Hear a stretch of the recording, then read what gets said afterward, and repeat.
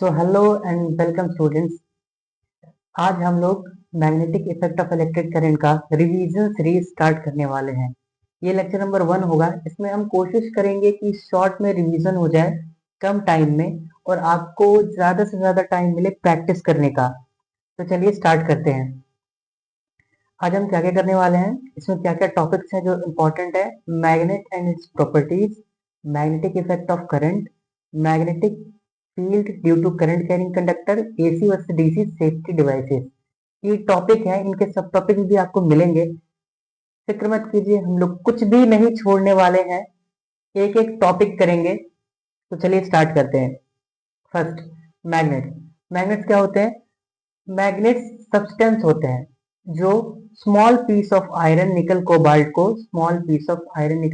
Attract करता है। ठीक है, और जिस प्रोसेस के थ्रू करता है उसे हम मैग्नेटिज्म कहते हैं। ठीक है, आगे बढ़ते हैं। अब प्रॉपर्टीज ऑफ मैग्नेट क्या है? ये पहली प्रॉपर्टी तो यही है कि small piece of iron nickel cobalt को अट्रैक्ट करता है। दूसरी प्रॉपर्टी है कि इसके पास दो पोल होते हैं, two poles, always existing two pole. अगर हम बीच से तोड़ भी देते हैं ना इसको, तो यहाँ पर एक साउथ और यहाँ पर एक नॉर्थ हो जाएगा। इसमें फिर से दो पोल बन जाएगा। हमेशा दो पोल में एग्जिस्ट करता है, मोनोपोल एग्जिस्ट नहीं करता है। मोनोपोल डज नॉट एग्जिस्ट, याद रखिएगा इसे। और क्या होता है कि opposite attracts, means opposite attract means north north में दुश्मनी और साउथ साउथ, इन दोनों में है दुश्मनी, ये दुश्मन है। और नॉर्थ साउथ या साउथ नॉर्थ, इन दोनों में है प्यार। ये अट्रैक्ट करते हैं और ये एक दूसरे को रिपेल करते हैं। ठीक है, और अगर हम मैग्नेट को ऐसे सस्पेंड कर देते हैं तो ये नॉर्थ साउथ की तरफ अलाइन हो जाता है। ये प्रॉपर्टीज है मैग्नेट की, बार मैग्नेट की, याद रखिएगा। नेक्स्ट, टाइप ऑफ शेप में हमें दो शेप का मैग्नेट पढ़ना है। एक तो बार मैग्नेट पढ़ना है, बार मैग्नेट, बार मैग्नेट। और दूसरा है यू शेप मैग्नेट, इसको हॉट शू भी कहीं कहीं बोला जाता है। यू शेप मैग्नेट, इसकी मैग्नेटिक फील्ड ऐसी होती है, नॉर्थ से निकल के साउथ में जाती है और अंदर साउथ से नॉर्थ में आती है, ऐसा कुछ। ये देखो ऐसा, तो ये दूसरा वाला ऐसे आएगा, फिर तीसरा वाला ऐसे, और ऐसे चलता रहता है। जहां पर ज्यादा मैग्नेटिक फील्ड होती है वहां पे फील्ड स्ट्रांग होती है, और जहां पे कम है वहां पे फील्ड वीक है। फील्ड कहने का क्या मतलब है? मैग्नेटिक फील्ड कहने का मतलब वो एरिया जहां पे फोर्स लगा सकता है magnet, of course iron nickel cobalt पे। नेक्स्ट, अब देखो परमानेंट मैग्नेट और टेम्पोररी मैग्नेट में क्या डिफरेंस होता है। एक बार मैग्नेट परमानेंट मैग्नेट है, बार मैग्नेट, इसका ये नॉर्थ है और ये साउथ है। यहाँ पे हम क्या करते हैं, एक कील चिपका देते हैं। ठीक, कील चिपक गई। अब होगा क्या, दूसरी कील इससे और चिपक जाएगी। आपने कभी किया हो, बचपन में तो हमने बहुत किया ये, आपने कभी किया हो तो ये है परमानेंट मैग्नेट, परमानेंट मैग्नेट। ये है टेम्पोररी मैग्नेट, ये है टेम्पोररी। और इलेक्ट्रोमैग्नेट किसे कहते हैं? सोलिनॉइड को कहते हैं इलेक्ट्रोमैग्नेट। ठीक है, अब इसमें क्या होता है, देखो अब फीचर, आपको ड्यूरेशन कब कब होता है और कब खत्म हो जाता है इसमें मैग्नेटिज्म। फिर कंट्रोल कैसे करते हैं, कंट्रोल कर भी पाते हैं कि नहीं। परमानेंट मैग्नेट में नहीं हो पाता है कंट्रोल, इसमें भी नहीं कर सकते कंट्रोल, इसमें कर सकते हैं। करंट को ऑन ऑफ करेंगे तो हो जाएगा कंट्रोल। मटेरियल क्या यूज होते हैं, इसमें स्टील यूज होती है, इसमें सॉफ्ट आयरन यूज होता है, और इसमें कॉइल यूज करते हैं, और कॉइल भी कैसे, लैमिनेटेड। फिर स्ट्रेंथ की बात करें तो इसकी स्ट्रेंथ फिक्स होती है, इसकी वीक होती है, और ये बहुत स्ट्रांग हो सकता है। मैंने कहा हो सकता है, होता है नहीं। Actually this depends on number of turns.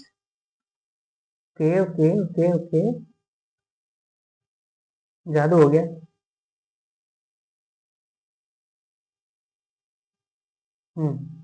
This depends on number of turns. Example bar magnet है। ये क्या हुआ, यहाँ से ये पेन। एग्जाम्पल में बार मैग्नेट है, स्पीकर्स में यूज करते हैं अपन। Bar magnet, circular magnet speakers में यूज करते हैं। आयरन नेल, पेपर क्लिप हो सकता है इसका, इलेक्ट्रिक बेल में हो सकता है, क्रेन में हो सकता है। जो फिल्मों में दिखाते हैं ना, क्रेन, क्रेन से उठाते हैं कार, वही है। अब ओरिस्टेड, सबसे पहले किसी को नहीं पता था कि मैग्नेटिक फील्ड एक करंट कैरिंग वायर में होता है। ये ओरिस्टेड ने बताया। ओरिस्टेड ने क्या किया कि एक ऐसा सेटअप बनाया और उसमें करंट बहाया, तो देखा कि ये जो मैग्नेटिक फील्ड है ये डिफ्लेक्ट कर रही है। जब पॉजिटिव एंड इधर था तो नॉर्थ ऐसे डिफ्लेक्ट किया, और जब नेगेटिव एंड इधर था तो नॉर्थ ऐसे डिफ्लेक्ट किया। ये उसने देखा, और उसका ऑब्जर्वेशन क्या था, a compass needle deflect when placed near current carrying copper wire. ठीक है, कंक्लूजन क्या हुआ, electric current produce as magnetic field produce कर सकती है electric current. This establish the relationship between the electricity and magnetism. आप जब हायर क्लासेस में चले जाएंगे तो हमें पता चलेगा कि ये दोनों सेम ही है। ठीक है, नेक्स्ट करते हैं, होते हैं। अब मैग्नेटिक इफेक्ट ऑफ करंट में क्या क्या आ जाता है, देखो हमारे मशीन में मैग्नेट्स यूज होते हैं, मोटर्स में यूज होते हैं, मैग्नेटिक लिफ्टिंग बोलते हैं इसे, लिविटेशन, और ये स्पीकर्स है। हर जगह मैग्नेट यूज होता है। बिना मैग्नेट के हमारी ये जो मॉडर्न इकोनॉमी है, मॉडर्न वर्ल्ड है, ये पॉसिबल ही नहीं है। इसीलिए ये इतना इंपॉर्टेंट है, इसलिए क्लास 10 में से पढ़ाया जाता है। नेक्स्ट, ये कुछ एग्जांपल्स हैं, आपको याद रखने हैं। नेक्स्ट, अब मैग्नेटिक फील्ड क्या होती है और मैग्नेटिक फील्ड लाइंस क्या होती है। अब सुन, मैग्नेटिक फील्ड क्या होता है, मैग्नेटिक फील्ड वो रीजन होता है या वो एरिया होता है, क्या होता है, एरिया। वो एरिया होता है जहां पर मैग्नेट फोर्स लगा सकता है कोई भी मैग्नेटिक मटेरियल पे।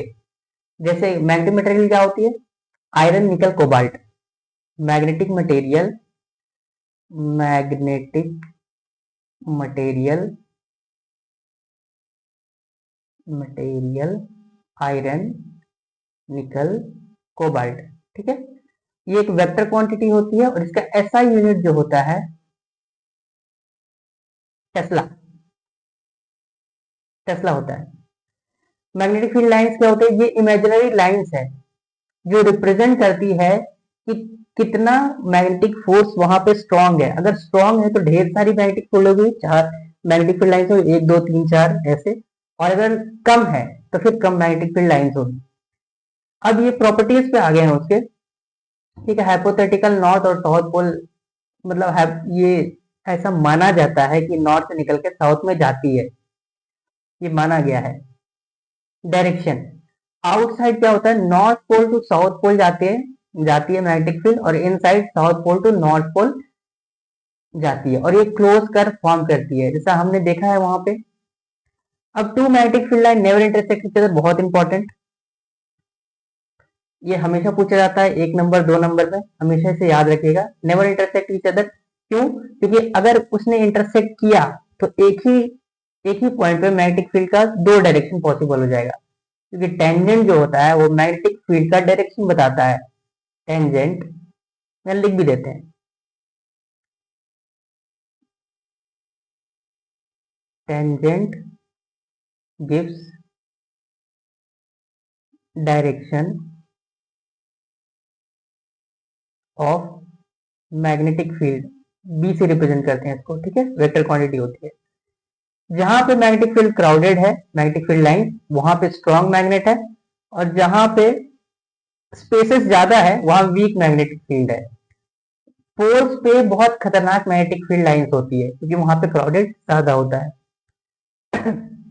नेक्स्ट, ये वही है उसकी प्रॉपर्टीज। देखो क्या है, क्लोज कर फॉर्म करती है, कभी इंटरसेक्ट नहीं करती, फील्ड स्ट्रेंथ जहां पे क्लोजर है वहां ज्यादा होते हैं और टेंजेंट उसका डायरेक्शन शो करता है। होप सो आपने ये सब पढ़ रखा है। अब dash poles attract each other. अब बताओ ऑपोजिट एक होता है सेम, एक होता है अपोजिट, तो opposite poles attract each other. ठीक है। Next, dash poles of magnet does not exist. Monopole हमने पढ़ रखा है, अभी पढ़ा है, monopole doesn't exist. Next, statement one, statement two, two magnetic field lines never intersect each other. सही बात है, good. Magnetic field lines are form close curve, दोनों सही है। स्टेटमेंट वन करेक्ट, टू भी correct, statement one correct, two भी correct, सही है, ये हमारा आंसर है। Next, draw magnetic field line around a bar magnet. तो एक बार मैग्नेट बना लेते हैं और आप भी इसकी प्रैक्टिस करेंगे। यहाँ पे है साउथ, यहाँ पे नॉर्थ। तो हमारी जो मैग्नेटिक फील्ड है, कलर थोड़ा चेंज कर लेते हैं, नॉर्थ से निकल के साउथ में एंटर करेगी, फिर इधर नॉर्थ से निकल के साउथ में एंटर करेगी। ये ये बन गया हमारा कॉकरोच। ये ऐसे एंटर कर रही है, ये इधर जा रही है, इधर जा रही है।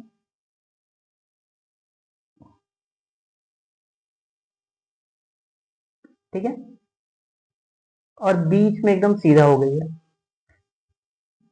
कहीं भी अगर मैग्नेटिक फील्ड लाइन ऐसे लिखी है एकदम पैरेलल लाइन से, इसका मतलब होता है मैग्नेटिक फील्ड लाइन पर constant.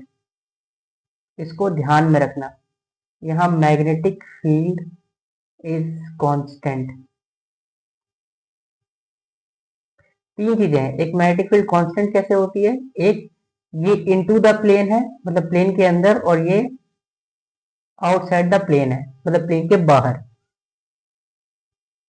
Next, right hand thumb rule. अब क्या हुआ कि ऑरिस्टेड ने बताया कि भाई जिसमें करंट पास करेंगे उसमें मैग्नेटिक फील्ड आएगी। अब मैग्नेटिक फील्ड आ तो गई, उसने बता दिया, लेकिन उसका डायरेक्शन क्या होगा, क्योंकि एक वेक्टर क्वांटिटी है, तो वेक्टर क्वांटिटी का तो एक तो मैग्नीट्यूड होता है, एक डायरेक्शन होता है। तो डायरेक्शन बताने के लिए ये राइट हैंड रूल बताया, इसको मैक्सवेल राइट हैंड रूल बोलते हैं। मैक्सवेल, एक्चुअली मैक्सवेल नहीं, बहुत मैक्सवेल और उसके दोस्तों ने बताया, लेकिन मैक्सवेल ही जनरली बोला जाता है। अब देखो हुआ क्या कि उसने ये एक वायर लिया, राइट हैंड थंब रूल। अभी एक वायर लिया और उस पे जिधर करंट जा रहा था, करंट मान लो ऊपर गया, तो उधर अपना थंब रखा। क्या रखा, थंब। और जैसे ही उनके फिंगर्स कर्ल हुए, उधर ही बोला गया कि मैग्नेटिक फील्ड होगी, 1 2 3 4 और ऊपर थंब। ठीक है, ये तो जिधर ये मुड़े उधर ही क्या बोला गया कि होगी मैग्नेटिक फील्ड लाइंस।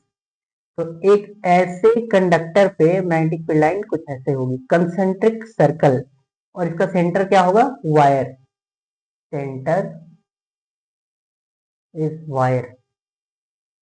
ठीक है, नाउ अब ये एंटी क्लॉकवाइज होगी क्लॉकवाइज, तो याद रखना अगर करंट ऊपर की तरफ है तो ये होगा एंटी क्लॉकवाइज,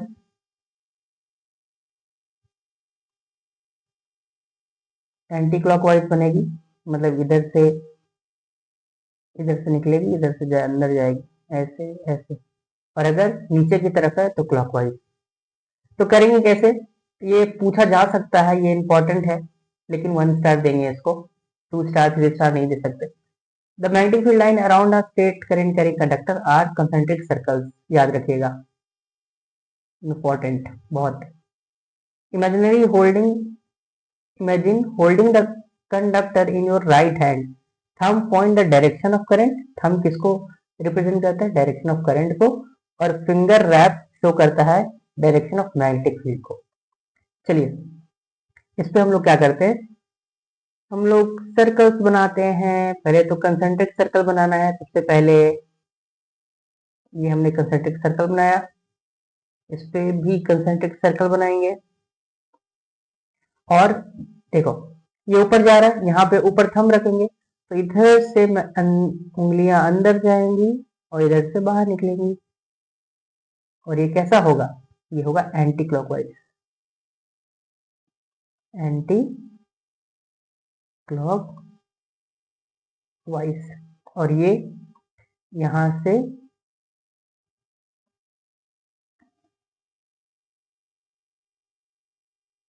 से ये बाहर निकलेंगी और ये अंदर जाएंगी ऐसे। ये क्लॉकवाइज, क्लॉकवाइज। बस डायरेक्शन ऑफ करंट देखना कहाँ है, नीचे है तो क्लॉकवाइज, ऊपर है तो एंटी क्लॉकवाइज। अब एक और चीज हम लोग यहाँ पे बोल सकते हैं कि जो मैग्नेटिक फील्ड है, मैग्नेटिक फील्ड, देखो दो चीजें क्या क्या निकल के आई। पहली चीज, magnetic field depends on current, जितना ज्यादा करंट होगा उतना ज्यादा मैग्नेटिक फील्ड। और magnetic field inversely proportional to the distance from the conductor. मान लो एक कंडक्टर हम यहाँ लिए R1 और ये लिए R2, तो ऑफकोर्स R2 पे जो मैग्नेटिक फील्ड है वो वीक होगी, R1 पे मैग्नेटिक फील्ड स्ट्रांग होगी। तो ये दो चीज याद रखना। नेक्स्ट देखो, लूप के लिए करते हैं, सर्कुलर कॉइल या लूप, लूप भी बोलते हैं इसे, लूप। लूप के लिए क्या करेंगे?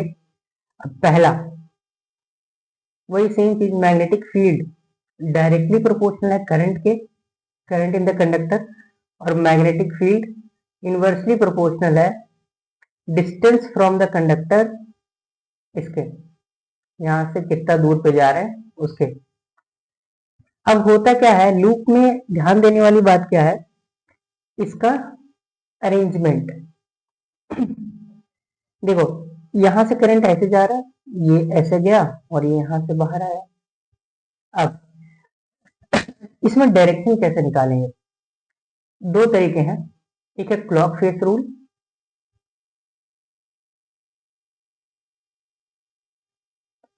क्लॉक फेस रूल में क्या कहते हैं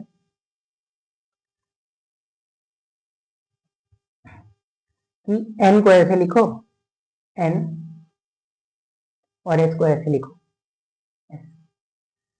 तो अगर करंट आई, आई है क्लॉकवाइज, तो वहां बनेगा साउथ। और अगर आई एंटी क्लॉकवाइज है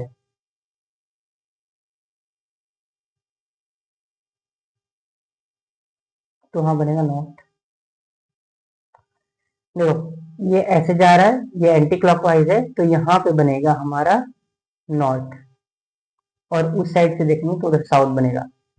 अब एक छोटा सा सेगमेंट को देखते हैं, छोटा सेगमेंट। क्या ये एक स्ट्रेट कंडक्टर नहीं है? इस पे ऐसे जा रही है तो क्या करंट ऐसे मूव करेगी? तो ऐसे हम कंसेंट्रिक सर्कल बना लेते हैं, एक, दो, तीन और एक ऐसे। फिर वही यहां भी करेंगे, एक, दो, तीन और फिर ऐसे। और फिर बीच में एक मैग्नेटिक फील्ड सीधी जाएगी। समझ आ रहा है कैसे बनाना है? देखो बनने के वक्त समझ में आएगा, बनने के बाद समझ नहीं आएगा, तो मेरे साथ साथ बनाओ।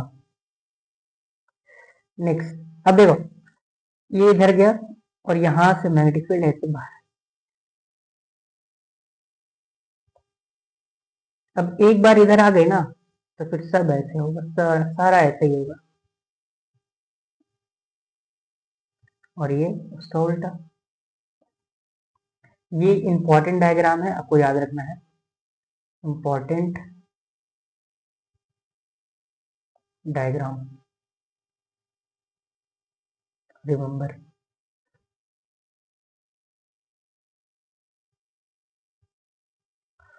नेक्स्ट अब यही क्लॉक फेस रूल जो अभी हमने बात की। Next, magnetic field due to current carrying solenoid. हाँ ये बहुत इंपॉर्टेंट चीज है। सोलिनॉइड क्या है? कॉइल है, कॉइल है जिसमें क्या है, टर्न्स हैं। और ये टर्न्स किसके हैं? कॉपर वायर के या कोई भी कंडक्टर के जो इंसुलेटेड हो, उसमें करंट क्या कराते हैं, फ्लो कराते हैं, फ्लो करंट बिकम्स बार बिकम्स मैग्नेट। अब तीन प्लेसेस देखो, एक प्लेस यहाँ है, एक प्लेस यहाँ है और एक प्लेस यहाँ है। इसको नाम दो ए, इसको नाम दो बी और इसको नाम दो सी। तो हमें पूछा जाता है कि बताइए ए पे, बी पे और सी पे मैग्नेटिक फील्ड कहाँ ज्यादा है। सबसे ज्यादा है ए पे, सबसे ज्यादा बी पे, सॉरी। तो बी का मैग्नेटिक फील्ड सबसे ज्यादा होगा। उसके बाद है सब, ये सी पे कांस्टेंट होता है और ए पे सबसे कम होता है। तो ए सबसे कम मैग्नेटिक फील्ड, ए से ज्यादा सी पे और उससे ज्यादा बी पे। तो ये हमारा मैग्नेटिक फील्ड बढ़ते क्रम में हमने लिख दिया। ठीक है, कहाँ कहाँ कितना होता है। एंड्स पे ज्यादा होते हैं, एंड्स पे यहाँ कम होते हैं और यहाँ अंदर कांस्टेंट होते हैं। तो सी पे कांस्टेंट होगा मैग्नेटिक फील्ड। देखिए यहाँ पे सी पे ऐसा ऐसा लाइन है, इसीलिए कांस्टेंट है।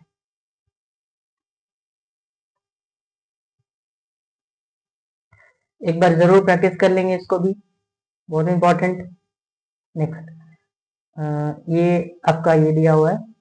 अब बिहेवियर कैसा है, बार मैग्नेट के जैसा इसका मैग्नेटिक फील्ड, दोनों इक्विवेलेंट है। बस डिफरेंस ये है कि इसका पोलैरिटी चेंज कर सकते हैं हम, इसका पोलैरिटी चेंज नहीं कर सकते। और अंदर पैरेलल होता है और कांस्टेंट होता है। इलेक्ट्रोमैग्नेट ले जाए इनको, इसके अंदर आयरन कोर डालते हैं हम, आयरन कोर या सॉफ्ट आयरन कोर भी बोलते हैं उसे, ताकि वो मैग्नेटिक फील्ड ज्यादा अपने अंदर संभाल के रख सके। ठीक है, तीन तरह के मटेरियल होते हैं, एक डायमैग्नेटिक, पैरामैग्नेटिक, फेरोमैग्नेटिक। तो अंदर फेरोमैग्नेटिक, ये फेरोमैग्नेटिक मटेरियल है, बहुत अच्छा magnetic material, ferromagnetic material, magnetic material, ferro magnetic material, iron ऐसी, उसको यहाँ पे स्लैब को ऐसे डाल देते हैं और उसके ऊपर रैप कर देते हैं ऐसे ऐसे। ठीक है, अब देख, मैग्नेटिक फील्ड जो है वो डायरेक्टली प्रोपोर्शनल है करंट के। मैग्नेटिक फील्ड इनवर्सली प्रोपोर्शनल है डिस्टेंस फ्रॉम द सेंटर, मतलब जितना इधर जाएंगे या जितना इधर जाएंगे उतना मैग्नेटिक फील्ड कम मिलेगी। और मैग्नेटिक फील्ड डायरेक्टली प्रोपोर्शनल होती है number of turns, number of turns, number of turns. और यहीं से जो सोलिनॉइड के लिए याद रखना, ये सोलिनॉइड के लिए है और इनफाइनाइट सोलिनॉइड के लिए, इनफाइनाइट सोलिनॉइड के लिए जो हमारा मैग्नेटिक फील्ड आता है, मैग्नेटिक फील्ड बी, यहाँ कहीं पे लिख देते हैं, यहाँ पे magnetic field B for infinite solenoid, मतलब दोनों तरफ से इनफाइनाइट है solenoid, solenoid is mu naught N I, mu naught N I. फिर म्यू नॉट क्या है, परमिटिविटी, एन क्या है, number of turns per unit length, और आई क्या है, करंट। तो ये तीन चीज पर डिपेंड करता है, इसको याद रखेंगे, इंपॉर्टेंट है। अब आते हैं force on a current carrying conductor. Current carrying conductor in a magnetic field experiences the force, और इसी प्रिंसिपल पे काम करता है मोटर। आज जितना भी आप मोटर देख रहे हो, चाहे वो पंखा में यूज हो रहा है या पानी में, पानी को खींचने में यूज हो रहा है, सारा काम करता है इसी रूल पे। हम उसको क्या देते हैं, इलेक्ट्रिसिटी, इलेक्ट्रिक करंट, और वो हमें देता है मैकेनिकल एनर्जी, घुमाता है चीजों को। तो वो कैसे काम करता है, वो काम करता है फ्लेमिंग्स लेफ्ट हैंड रूल से। अगेन वेरी इंपॉर्टेंट, 3 स्टार दे सकते हैं इसे। फ्लेमिंग्स लेफ्ट हैंड रूल क्या बोलता है कि हमारे थंब को, हमारे इंडेक्स फिंगर को, हमारे मिडिल फिंगर को स्ट्रेच कीजिए ऐसे कि वो परपेंडिकुलर हो जाए। हमारा जो थंब है, ये थंब, वो फोर्स दिखाएगा, जो हमारा इंडेक्स फिंगर है वो मैग्नेटिक फील्ड दिखाएगी, और जो हमारा करंट है वो दिखाएगा ये फिंगर, मिडिल फिंगर। देखो ये मैग्नेटिक फील्ड, करंट और फोर्स। और principal use in electric Motors, ये वाला प्रिंसिपल है, ये प्रिंसिपल है। ठीक है, नेक्स्ट एक क्वेश्चन कर लें। अब मान लो कि मैग्नेटिक फील्ड अंदर है और करंट ऐसे बह रहा है, करंट। अच्छा, एक और ट्रिक करती है यहाँ पे। तो हमें पूछा मैग्नेटिक फील्ड इधर है और फोर्स किधर लगेगा। अब ऐसे कर लो, मैग्नेटिक फील्ड कहाँ अंदर है, करंट कहाँ इधर है, तो जो फोर्स लगेगा वो ऊपर लगेगा, फोर्स।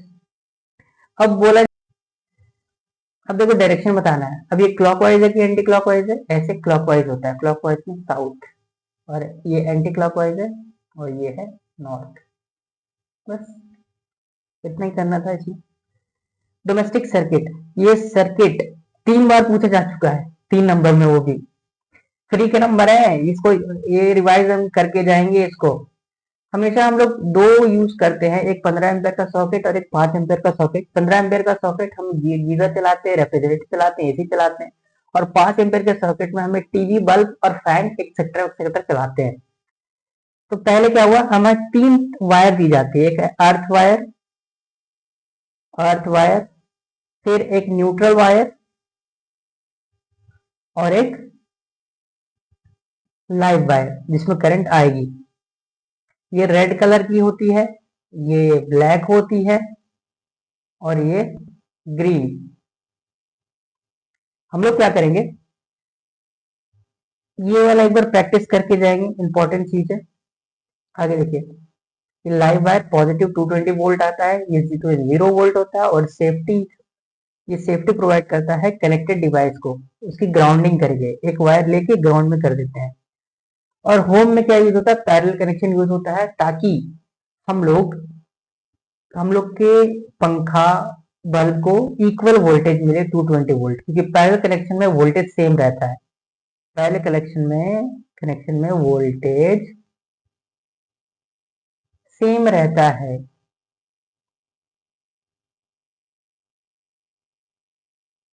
ठीक है, नेक्स्ट। अब alternating current and direct current, AC and DC, दोनों में क्या डिफरेंस है। एसी की फ्रीक्वेंसी होती है 50 हर्ट्ज, मतलब 1 सेकंड में 50 बार अप डाउन कर लेता है। एफिशिएंसी लॉन्ग टर्म के लिए यूज करते हैं। सोर्स होता है पावर ग्रिड और जनरेटर। डायरेक्शन रिवर्स होता रहता है पीरियोडिकली। और हमारा ग्राफ ऐसा है, तो ग्राफ भी एक पॉइंट है, ये दूसरा पॉइंट, ये तीसरा पॉइंट, ये चौथा पॉइंट और ये पांचवा पॉइंट, 5 है। इसमें डायरेक्शन यूनिडायरेक्शनल होता है, ये ग्राफ है। फ्रीक्वेंसी 0 होती है, लॉस थोड़ा सा ज्यादा होता है, और बैटरी में स्टोर कर सकते हैं, बैटरी या कैपेसिटर में स्टोर कर सकते हैं। ओवरलोडिंग क्या होता है, ओवरलोडिंग और शॉर्ट सर्किट। शॉर्ट सर्किट बोलते हैं लाइव वायर और न्यूट्रल वायर का टच हो जाना, मतलब लाइव वायर ऐसे जा रहा था और एक्सीडेंटली न्यूट्रल वायर टच हो गया, तो एक शॉर्ट सर्किट पाथ बन जाता है, जिसमें करंट हैविली बढ़ जाता है और रेजिस्टेंस कम हो जाता है। तो जब ऐसा कंडीशन आ जाए तो हम बोलेंगे कि शॉर्ट सर्किट हुआ है। और ओवरलोडिंग किसे कहते हैं, जब एक ही हमारे पास सॉकेट हो, उसमें ढेर सारा अप्लायंसेस लगा दिए, तो उसमें ओवरलोडिंग हो जाती है। जैसे एक एक बंदा है, वो एक काम कर सकता है एक टाइम पे, और उसे 4 काम दे देंगे तो वो तो पागल ही हो जाएगा। तो बस वैसे ही कुछ हो जाता है ओवरलोडिंग में, तो वो हीट हो जाता है, गर्म हो जाएगा, गुस्सा आ जाएगा, ये भी हीट हो जाता है और गुस्सा आ जाता है, जिसकी वजह से आग लग जाती है, फायर का खतरा होता है। इसमें वोल्टेज बहुत बढ़ जाता है, स्पाइक कर जाता है वोल्टेज। Next, earthing. अर्थिंग क्या होता है कि मान ले हमारा वॉशिंग मशीन है, वॉशिंग मशीन चल रहा था खूब मस्ती में। अभी क्या हुआ कि हमने ये इसमें करंट दिया, ऑन किया, करंट आया, अब हमने इसमें ऑफ कर दिया करंट, करंट ऑफ। तो जब ऑफ किया तो इसके जो बॉडी है, बॉडी में कुछ चार्जेस रुक जाते हैं, चार्जेस एक्यूमुलेट हो जाते हैं या एक जगह हो जाते हैं, और जैसे ही कोई टच करेगा तो उसे करंट लग सकता है, TOUCH, टच, तो करंट लग सकता है।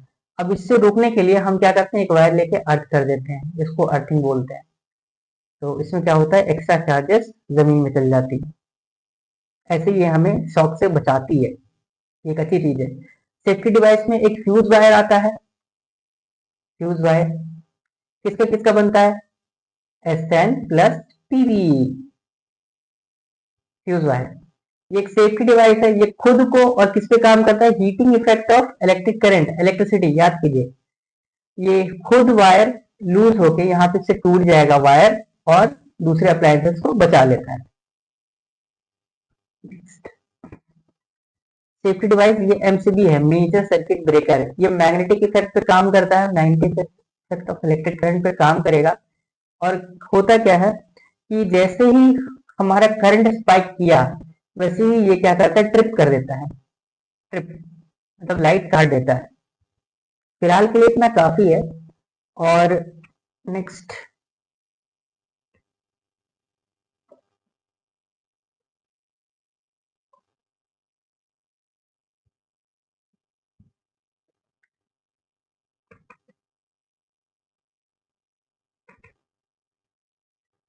सो आज के लिए इतना काफी है। और नेक्स्ट होमवर्क क्या है आपका? 5 ईयर PYQ डाउनलोड कर लीजिए, लिंक डिस्क्रिप्शन में है। और जरूर उसका सॉल्यूशन भी दे रखा है मैंने, जरूर उसको प्रैक्टिस कीजिए। अभी प्रैक्टिस करना बहुत इंपॉर्टेंट है। एंड थैंक यू ऑल, मिलते हैं नेक्स्ट वीडियो पे।